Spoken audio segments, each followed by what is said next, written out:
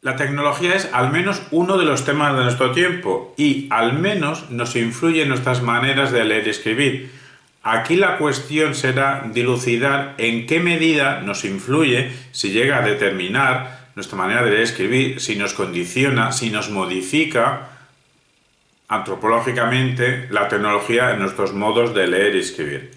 En este sentido, es muy interesante el libro Cultura escrita y textos en red, que recoge una conversación entre Roger Chartier, un especialista en historia de la lectura e historia de los libros, y Carlos Scolari, un especialista en ecología de los medios.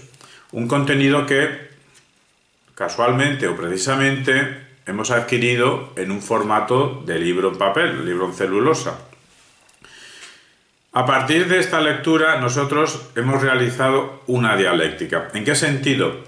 Ninguno de los dos tiene una actitud radical extremista ante este problema, en el sentido de que Roger Chartier ni es un apocalíptico, ni tiene un miedo irrefrenable ante un futuro más que incierto, tremebundo, que nos llega por culpa de la tecnología que va a destruir nuestros modos actuales de vivir, bueno, ya prácticamente inexistentes, que tiene que ver con la lectura y la escritura tradicional, ni Carlos Scolari es un ingenuo, un optimista, que no tiene ni idea de lo que va a pasar y que se cree que el mundo va a ser y ya es hiper mega maravilloso gracias a la tecnología y con los nuevos modos de lectura y escritura que lleva aparejo u obliga la tecnología a hacernos leer y a hacernos escribir de otras maneras.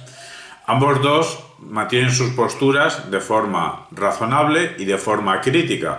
Chartier es un defensor de la manera tradicional, reconoce virtudes en las nuevas tecnologías, porque hay comportamientos realmente originales y novedosos que solo pueden hacerse a través de las nuevas tecnologías, pero tiene una actitud crítica. Scolari también tiene la misma actitud crítica ante los excesos que puedan ocurrir o estén ocurriendo ya ante la irrupción de lo tecnológico en nuestra manera de leer y escribir, pero mantiene una actitud abierta y reconoce los grandes beneficios que nos aporta lo tecnológico en el ámbito de la lectura y de la escritura. Nosotros creemos que también, sin caer en ninguno de los dos extremismos, mantenemos la misma actitud crítica, pero hacia ambos dos. Una actitud crítica hacia los que son críticos contra la tecnología y su implicación en la escritura-lectura, y una actitud crítica contra los críticos de la estigmatización de la tecnología en los modos de lectura y escritura. Adelante, pues, nuestro análisis dialéctico. Crítica al impacto de la tecnología en los modos de leer y escribir. Evidentemente, la tecnología nos atraviesa y nos cambia, nos modifica como sujetos, como individuos en comunidad, y afecta a todo lo que hacemos. Y ahora nos vamos a centrar en crítica que se puede hacer a nuestra manera de leer y escribir, que está siendo alterada por las tecnologías. Básicamente son tres grandes críticas. Las mencionamos, hacemos un pequeño comentario y luego una reflexión final. Las tres críticas tienen que ver con que la tecnología, uno, nos bombardea con una continuidad plural cada vez mayor de actualizaciones, notificaciones, estímulos. Dos, la tecnología se nos presenta sin hacer una distinción, una discriminación de lo verdadero y de lo falso. Y tercero, todo esto a través de un proceso de aceleración. Bueno, empecemos con el primero. El primero es con el bombardeo. Evidentemente nos bombardean con una cantidad cada vez mayor de imágenes, de textos, vídeos, contenido visual, contenido audiovisual, y el resultado es que nos entrenan a picar pequeñas dosis, pequeños segundos de pequeñas imágenes, pequeños textos, uno tras de otro, etcétera, etcétera, etcétera. Parece ser que se ha comprobado que esto tiene repercusiones neurológicas, en el sentido de que se va reduciendo nuestra capacidad de concentración, nuestra capacidad de atención, nuestra capacidad de profundizar. Cierto es este fenómeno, no lo negamos, es más, nosotros mismos ya lo hemos denunciado todo el año pasado, en el sentido de que animamos a cualquier persona, y en especial a nuestro alumnado, que si única y exclusivamente reciben estímulos simples, cortos, breves, poco profundos, facilones, pues sus conexiones neuronales simplemente se requieren para esas actividades simples, facilonas, estrechas, de poco alcance, de poca profundidad, de poca intensidad. Bueno, intensidad podrá haber intensidad seductora, pero no intensidad de gran complejidad cognitiva. Y cuanto más tiempo pasemos en este tipo de estímulos, llega un momento que estamos impedidos o casi impedidos a saber afrontar una obra larga, profunda, compleja, una teoría complicada, un sistema filosófico, una obra de arte potente. Todo esto es cierto, pero ¿qué implica?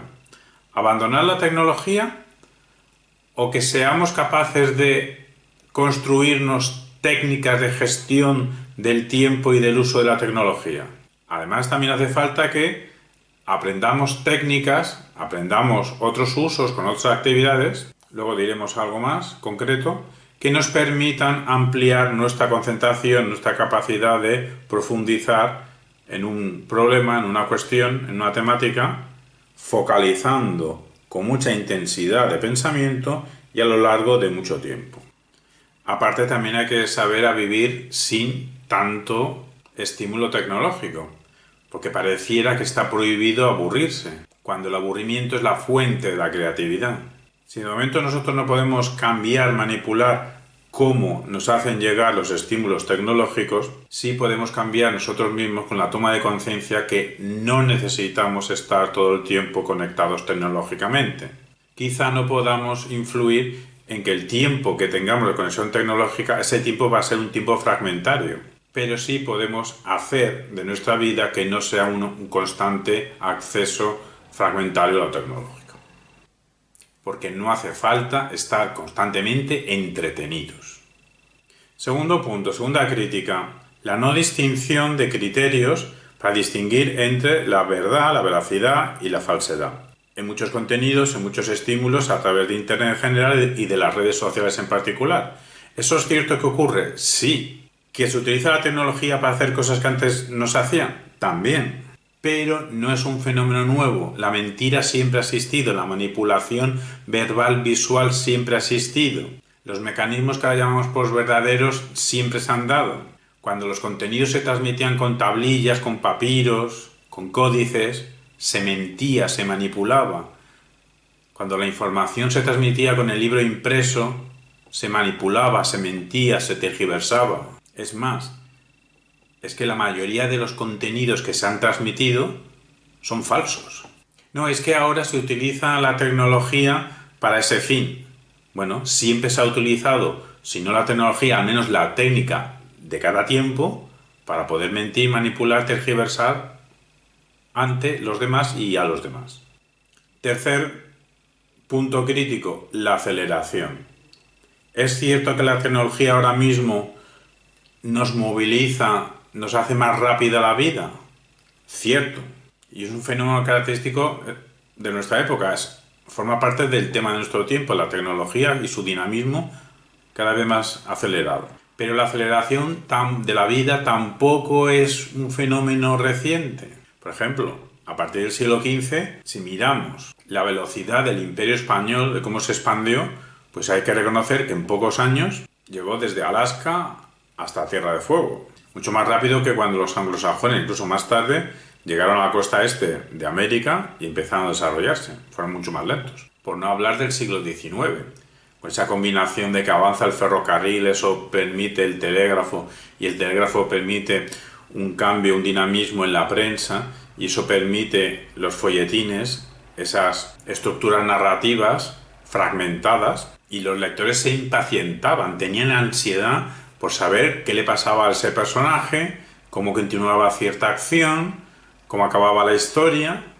Tenían ansiedad por saber cómo continuaba esa novela fragmentaria por folletines. Y luego con las nuevas tecnologías de la radio y luego la televisión, pues continuaron las estructuras narrativas por entregas radiofónicas o entregas televisivas. Y eso también generaba ansiedad a los escuchantes y a los televidentes por saber cómo continuaba la historia. ¿Que ahora se ha incrementado la velocidad de la aceleración? Sí, pero el fenómeno en sí de la aceleración no es nuevo y único de nuestro tiempo tecnológico.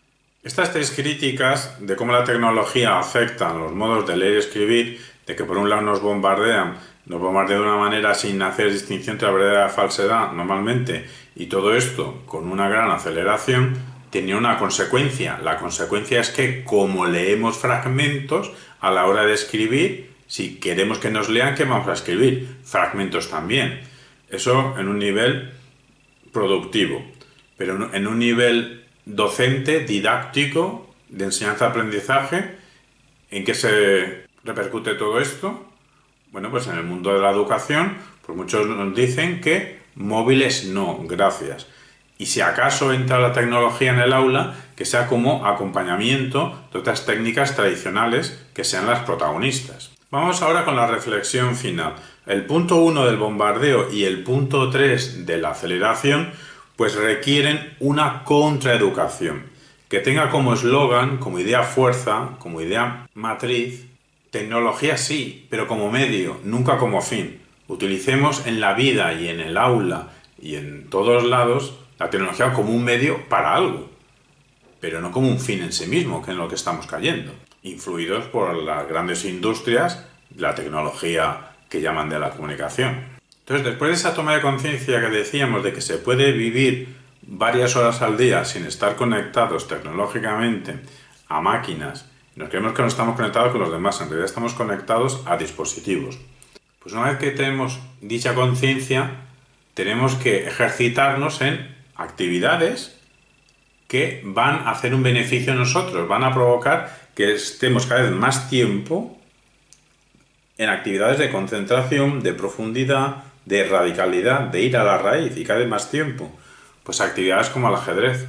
Pero claro, en este sentido de ampliar la concentración, todo lo contrario al ajedrez relámpago, al ajedrez de partidas por internet de un minuto. Si precisamente estamos diciendo que nos queremos desconectar de la invasión tecnológica y decimos que el ajedrez es un medio higiénico, aunque se pueda hacer evidentemente disfrutar de forma tecnológica con el ajedrez, eso quedará como hobby, como distracción, como regalo, como premio, pero ahora nos estamos refiriendo al ajedrez presencial y con partidas no de un minuto, no de 5 minutos, de al menos 20 minutos y a ser posible bastante más por cada jugador. En la década de los 70 del 20, la primera vez que uno competía en ajedrez, me acuerdo que el ritmo de juego era el siguiente. Te sentabas y delante tenías un rival, un reloj, con 2 horas y media para cada jugador, incluso en las partidas de competición oficial, transcurrido esas 5 horas, si no había terminado la partida, pues había la posibilidad de aplazar. Te ibas a comer y por la tarde continuabas. Ahora con los avances tecnológicos no se puede hacer aplazamiento porque cada jugador consultaría base de datos y la máquina pensaría por él. Pero quien no lo haya experimentado, pasarse 5 horas, o no se llega a las 5 horas, pero pasaste 4 horas, 3 horas, para toda una partida de ajedrez, aunque eventualmente te levantas y das un paseo por la sala y vas a mirar otras partidas. Ahora mismo con la tecnología tampoco puedes salir mucho porque podrías tener un dispositivo y consultar cómo resolver el problema que tienes en la mesa. Pero si una clase escolar puede durar 50 minutos, tener 20 minutos para cada jugador, 20, 20, 40, los 10 minutos restantes, los tiempos muertos, poner las piezas, se acaba la partida, etc. 20 minutos por partida, por persona, ya es suficiente tiempo para que la mente se concentre. Me refiero a gente presencial, no bidimensional en pantalla. Y conforme los campeonatos son más grandes, pues ese tiempo se puede aumentar a hora y media, pues esos ritmos de hora y media por jugador, más 30 segundos que se añaden por cada jugada. Eso beneficia a la mente, al cerebro, para acostumbrarse a estar horas con problemas complejos y que hace falta pensar muchas ramificaciones a la hora de dar con la tecla. De forma paralela, pues la lectura, e ir aumentando progresivamente la extensión y la complejidad de los libros. Antiguamente los escolares leíamos El Quijote en clase, creo que nos costaba una evaluación entera. ¿Quién dice El Quijote? Guerra y Paz de Tolstoy, El Guzmán de Alfarache de Mateo Alemán, La montaña mágica de Thomas Mann. Estas novelas largas van muy bien para el beneficio cerebral porque nos obliga a mantener un hilo narrativo, y si hay muchos personajes mejor porque nos obliga a hacer ramificaciones. Por eso también es bueno leer, por ejemplo, Los Miserables de Víctor Hugo.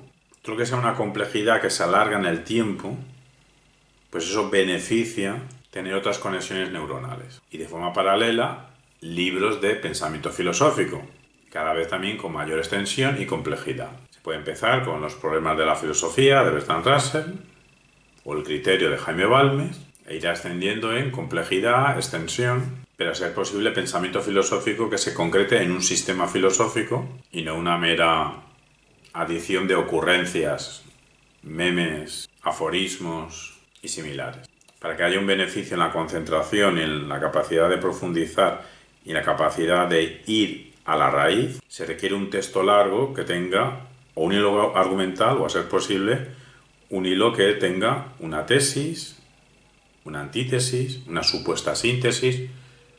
Por ejemplo, Las palabras, las ideas y las cosas de Manuel García Carpintero Sánchez Miguel, que es un libro de introducción a la filosofía del lenguaje que tiene unos capítulos que tienen que ver con teorías externistas del lenguaje, del significado, otros capítulos internistas, una explicación internista del significado lingüístico y una supuesta síntesis con teorías pragmáticas del significado.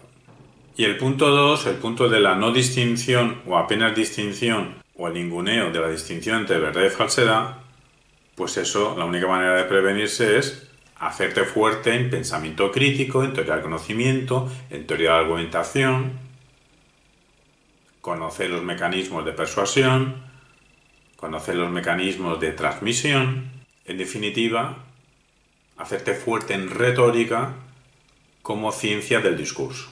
Y en el aula repetimos lo de la tecnología como medio para algo y no como un fin en sí mismo. Y cada centro o cada comunidad educativa que elija cuántos días sin conexión a Internet.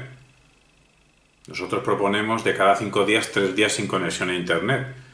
Otros dirán un solo día a la semana sin conexión a Internet o un solo día cada 15 días. Un solo día al mes sin conexión a Internet queda algo simbólico. Pero lo que aconsejamos nosotros es que haya unos días con conexión a Internet, que venga a cuento esas actividades, y otros días que sepamos manejarnos en el juego de enseñanza-aprendizaje sin conexión a Internet. Para que sepáis más y mejor esta crítica a cómo la tecnología cambia nuestra manera de leer y escribir, os invito a que escuchéis nuestra exposición, que a continuación se asoma, de Roger Chartier, un especialista en la historia de la lectura, en la historia de los libros, que tiene una posición crítica ante el impacto de la tecnología en nuestra manera de leer y escribir. Tiene una actitud crítica, pero no una actitud apocalíptica, porque reconoce que hay beneficios que tienen que ver con la creatividad, con la innovación, a partir del uso de la tecnología, en cosas que tienen que ver con la lectura y escritura. Sí, reconoce eso, pero también pone un tono crítico. Y los contenidos de Roger Chartier los hemos sacado de este libro, Cultura escrita y textos en red, que recoge una conversación entre Roger Chartier, especialista en la lectura, en la historia de la lectura, en la historia de los libros, y Carlos Scolari, un especialista en ecología de los medios. En definitiva, claro que la tecnología nos influye en nuestra manera de leer y escribir, pero si somos suficientemente inteligentes tenemos recursos para no caer en el impacto total negativo. Y esos recursos tienen que ver con nuestra capacidad de saber decir no, nuestra capacidad de autogestionarnos, nuestra relación con la tecnología, nuestra capacidad de aumentar nuestra competencia en concentración, en profundidad, a través de actividades como el ajedrez presencial y, a ser posible, con más de media hora por jugador por cada partida. También con lecturas cada vez más largas y extensas de novelas que tengan un hilo narrativo extenso y complicado y que se alargan el tiempo, y asimismo con argumentos filosóficos también extensos. A la par que nos vamos haciendo fuerte en retórica como ciencia de las estrategias argumentativas, persuasivas y comunicativas. Y ante los que os sintáis escritores, productores, creadores, pues ante el reto de cómo escribir, cómo crear en estos tiempos tan fragmentarios, tan bombardeados, tan posverdaderos, y tan acelerados, pues hay varias opciones, pero tampoco tantas. Una es hacerse cómplice o acoplarse, entonces también escribir de forma bombardeante, relativista, escéptica, posverdadera, fragmentaria y acelerada. Y otra opción sería todo lo contrario, quizá empezar con textos de una letra, textos de una palabra, textos de una proposición, textos luego de un párrafo, luego textos de un parágrafo, e ir aumentando la extensión y la complejidad de nuestros escritos, de nuestras producciones visuales, audiovisuales, textuales, precisamente como resistencia a esto que estamos diciendo, de esta tecnología que bombardea de forma posverdadera y acelerada, para ofrecer unos materiales a ese auditorio que es la comunidad total y la comunidad del futuro, ofreciéndole materiales con los que puedan contrastar, con los que puedan contrarrestar, con los que puedan compensar y con los que puedan entrenarse y adiestrarse en actividades cerebrales profundas, radicales, extensas en el tiempo y focalizadas. Crítica a la desestigmatización de la tecnología respecto a los modos de escribir y de leer. Cuando acabamos esta formación filosófica iniciática allá por 1996 en Barcelona, pues teníamos la idea de que la filosofía que hacía falta en aquel entonces, a finales del siglo XX y prontos a iniciar el siguiente milenio, sería una filosofía de la tecnología. Bien, es cierto que de dicha filosofía de la tecnología no conocemos todavía un tratado sesudo, concienzudo y analítico, pero puede haber retazos, puede haber fragmentos, como distintas píldoras que podamos haber construido y difundido, como la que a continuación vamos a expresar.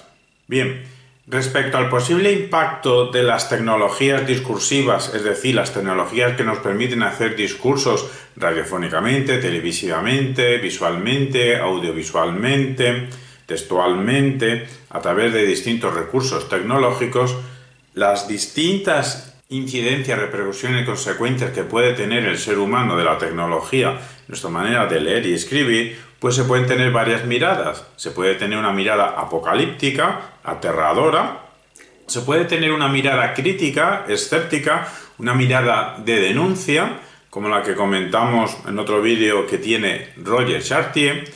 Se puede tener una mirada ingenua, feliz, de acogida y reflexiva ante lo tecnológico, y se puede tener también una mirada desestigmatizadora, es decir, previamente habría una mirada estigmatizadora, como la que la tecnología es un estigma, que la tecnología tiene un estigma, y sobre esa mirada podría producirse otra que fuese desestigmatizadora. Una mirada desestigmatizadora con la que aprender a utilizar la tecnología en beneficio de la sociedad. ¿Y para eso qué hace falta? Pues hace falta alfabetización mediática, en las escuelas y fuera de las escuelas.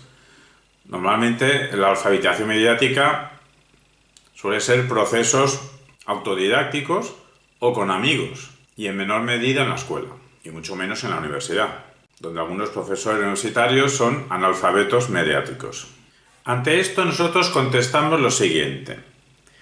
Hay que hacer una apreciación semántica. Los matices aquí son muy importantes. Una cosa es no estigmatizar y otra cosa es desestigmatizar. Porque una cosa es no caer en el tono apocalíptico, fobio tecnológico, sin atender o ser ciego a sus posibles beneficios. Y otra cosa es, por el mero hecho de saber, de ser consciente que hay ciertos beneficios, pues solamente por saber que hay ciertos beneficios, pues ya desestigmatizar, ya estar seguro, tener claro que la tecnología no tiene nada negativo porque tiene algunos beneficios, por muy grandes que sean. Operación o bendición esta de desestigmatizar, que solo se puede hacer, solo se puede realizar cuando tengamos pruebas de que no hay consecuencias negativas, de que no hay repercusiones inevitables. Y es que siempre hay tiempo para caer en el entusiasmo. Siempre podemos retrasar un día más la tecnofilia. ¿Y qué es o qué significa beneficio de la sociedad? ¿Beneficio en la sociedad? ¿Qué porcentaje de la población mundial se está beneficiando directamente de la alta tecnología? ¿O es que acaso lo que beneficia a las grandes empresas tecnológicas ya supone de por sí un beneficio social? ¿O es que acaso aquí también tenemos que aplicar la teoría del derrame, en este sentido del derrame tecnológico, que por el simple hecho de que haya algunos usuarios, grandes usuarios de alta tecnología, pues ya hay un derrame tecnológico y otros, una mayoría de pequeños usuarios, se van a beneficiar tecnológicamente de esos grandes usuarios tecnológicos? De los grandes usuarios tecnológicos, ¿habría un chorreo tecnológico hacia los estratos sociales inferiores de la sociedad? Inferiores económicamente, me refiero. ¿Y cómo se mide el beneficio de la sociedad? ¿Son más felices los quinceañeros ultra tecnológicos de 2022 en Occidente que los quinceañeros occidentales de 1982? ¿Que en las escuelas y en las universidades tiene que haber alfabetización mediática? Pues claro que sí. Porque sí que hay una introducción, un acercamiento, una exploración en la informática. Pero lo que no se enseña es a entender, valorar, juzgar, criticar los distintos discursos en los distintos medios. El candidato a bachiller recibe datos sobre la Celestina, sobre muchas obras literarias, pero no recibe formación, enseñanza, aprendizaje sobre cómo diseñar, construir, planificar un cómic, sobre cómo hacer un anuncio, sobre cómo hacer un vídeo. No es lo mismo hacerlo para TikTok que para hacerlo para YouTube. Y tampoco el candidato a bachiller o el candidato a universitario recibe formación para hacer comentarios críticos de cómics, de anuncios, de vídeos, de textos producidos y difundidos tecnológicamente. Subjetivamente, claro que estamos a favor de la alfabetización mediática, aunque realizada con rigor y formación retórica, porque a eso nos dedicamos al menos los últimos 2 años. Llevamos ya 2 cursos, estamos hablando desde noviembre de 2022, 2 cursos en la Universidad Camilo José Cela a distancia de lengua aplicada a los medios. Lengua española aplicada a los medios, distintos medios argumentativos, persuasivos, comunicativos, en los que poder realizar un discurso por medios y mecanismos, dispositivos tecnológicos y tradicionales. ¿Y en qué nos centramos? Pues nos centramos en una introducción, un acercamiento que sea eso de la lengua, que sea el lenguaje en general. Lo concretamos en la idiosincrasia de la lengua española. Todo esto lo enfocamos hacia la aplicación de dicha lengua, aplicación en los distintos medios tradicionales y medios tecnológicos. Y todo esto ¿en base a qué? Pues en base a que a la hora de construir un discurso tenemos que tener en cuenta el entrelazamiento entre lo argumentativo, lo persuasivo y lo comunicativo para construir un discurso, ya sea por un medio tradicional, técnico o ya tecnológico.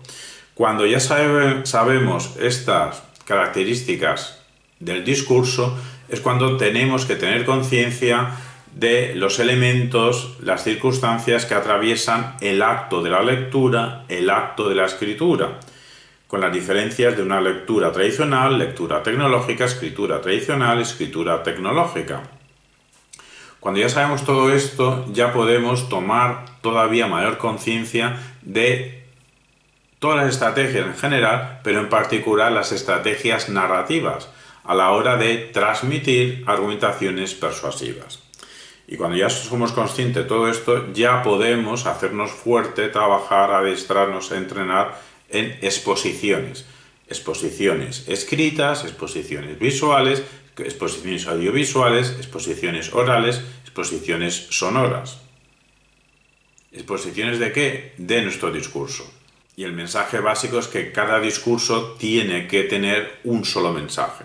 Ese mensaje podrá ser más simple, más complicado, se podrá desarrollar de más maneras, con unos medios, con otros, con unos recursos o con otros, pero un discurso, un mensaje. Hemos dicho que una alfabetización mediática sí, pero no cualquier alfabetización mediática.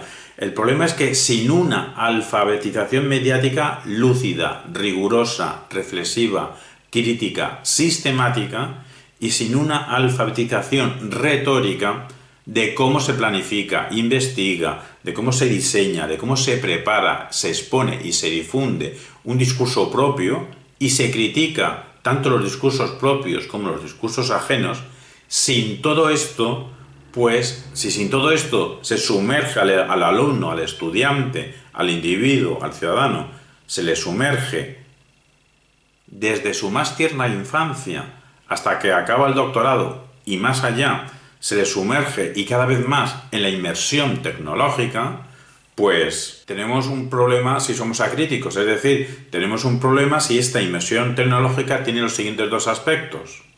Uno, que se dé por hecho que cualquier operación educativa, que cualquier situación de aprendizaje, simplemente por el hecho de ser tecnológica, ya sea mejor, más beneficiosa que la misma operación o una operación parecida que no sea tecnológica.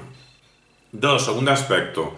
En noviembre de 2022, al menos un servidor, y hacemos público nuestra ignorancia, un servidor no conoce ningún informe sesudo que muestre las bondades neurológicas, cerebrales, integrales del ser humano en general, las bondades del uso tecnológico en la educación y en la vida.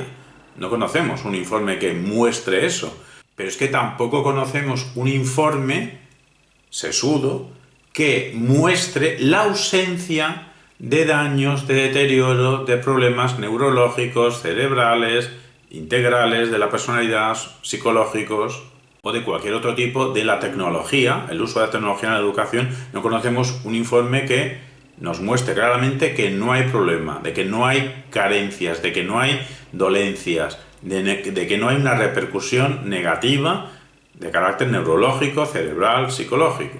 Y no descartamos que se pueda dar tanto 2A como 2B a la vez, es decir, que se pueda dar tanto bondades neurológicas de la tecnología en la educación como de carencias, dolencias, problemas neurológicos, cerebrales o de cualquier otro tipo de la tecnología en la educación.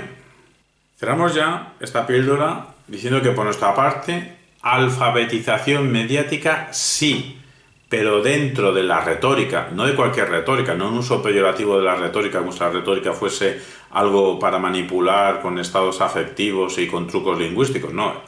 Eso es un uso peyorativo, malévolo, pernicioso de la retórica. Alfabetización mediática sí, pero dentro de una retórica como ciencia del discurso. En nuestro caso particular ya hemos propuesto académicamente una retórica circularista, sin perder nunca el tono crítico y la actitud sistemática.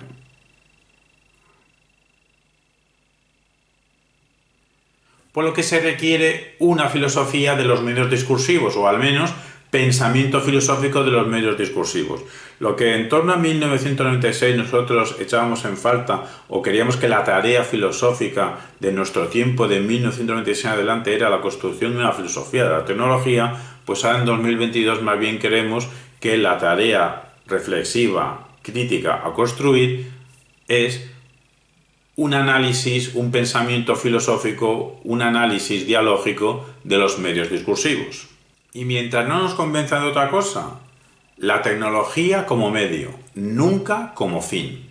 Y al menos una actitud de resistencia frente a lo que claramente sea un exceso tecnológico. De ahí nuestro ánimo, nuestra invitación siempre a que se practique un ajedrez no tecnológico. Bueno, ajedrez tecnológico por internet, claro que puedes hacer, no es que esté prohibido, pero que sea una actividad ocasional para que no cree adicciones tecnológicas en el cerebro. Eso debe ser una excepción. La regla debería ser el ajedrez presencial. Ajedrez presencial, lectura presencial, que esté presente el libro físicamente. Evidentemente no somos nadie ni vamos a prohibir lectura tecnológica a través de internet o cualquier dispositivo tecnológico. Nosotros leemos así, evidentemente. Simplemente que no recomendamos que sea esa la única manera de leer. Y puestos a recomendar, recomendamos la lectura física con un libro en la mano. Y a ser posible con reuniones presenciales con otras personas, haciendo clubs de lectura de libros en concreto. Para conversar después. Lo tecnológico está muy bien, yo ahora estoy haciendo uso de lo tecnológico, pero como medio, no como fin. También recomendamos el atletismo, senderismo, montañismo. Y acabamos de decir que lo tecnológico está muy bien, pero como medio, no como fin. Y es que hay una paradoja. Cualquier resistencia, cualquier crítica, cualquier actitud de denuncia, cualquier actitud de duda ante lo tecnológico, si quiero que tenga difusión, si quiero que se extienda más que en el espacio, en el tiempo, pues necesito la tecnología para dicha difusión. Y ahí el carácter problemático de criticar la tecnología a través de la tecnología. Porque si critico la tecnología de forma no tecnológica, mi radio de difusión es muy estrecho, al menos para el común de los mortales. También está el tema que nombramos libros como si eso fuese lectura, escritura presencial, y claro que lo es, pero para la construcción física del libro también hace falta tecnología. O sea, no es que el objeto libro sea un objeto claramente no tecnológico, un objeto puro de tecnología, ¿no? Para construir un libro hace falta tecnología. En fin, leamos mucho, aunque sea libros en papel, y escribamos mucho, pero sobre todo escribamos cosas dignas de ser leídas.